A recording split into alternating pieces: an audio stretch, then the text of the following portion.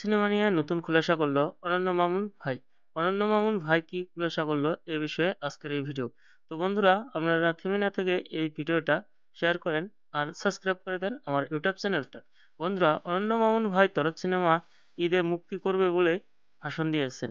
তার উপরেও এই দরদ মুভিতে কত টাকার বাজেট ছিল আর কথা কথা ব্যয় করেছে এই টাকাগুলো, সেই বিষয়েও আজকে এই প্রতিবেদনে তুলে ধরবো। শরৎ সিনেমা নিয়ে শাকিব খান ও অনন্য মামুন বহুত আশার উপরেই রয়েছে, কারণ শরৎ সিনেমা একটা হিট সিনেমা হবে বলে আশাবাদী সবই। তার উপরেও শাকিব খান কিন্তু বর্তমানে দরদের পাশাপাশি নতুন আরো দুইটা প্রজেক্ট হাতে নিছে।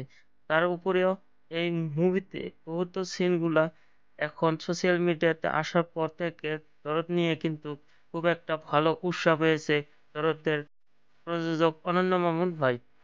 শরৎ সিনেমার এডিটিং, ভিএফএক্স আর অডিও বা ডাবিং সবগুলাই কমপ্লিট হয়েছে ইতিমধ্যে।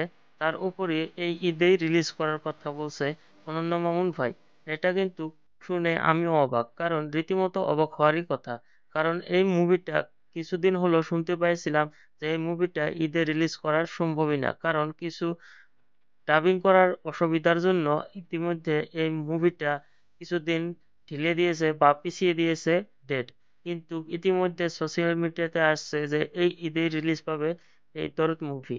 এই দরদ মুভিতে কত টাকার বাজেট রয়েছে এই দরদ সিনেমাতে, তো এই বাজেটের সম্পর্কে আলোচনা করব। ফার্স্ট 20 সেকেন্ডের প্রোমো রিলিজ করবো বুজ খলিফা থেকে। দরদ সিনেমার 100 কোটি বাজেট কোথায় কোথায় খরচ করলো সে বিষয়ে কিন্তু সম্পূর্ণরূপে আলোচনা করলো অনন্য মামুন ভাই। সে বিষয়েও এই প্রতিবেদনে শুনবো।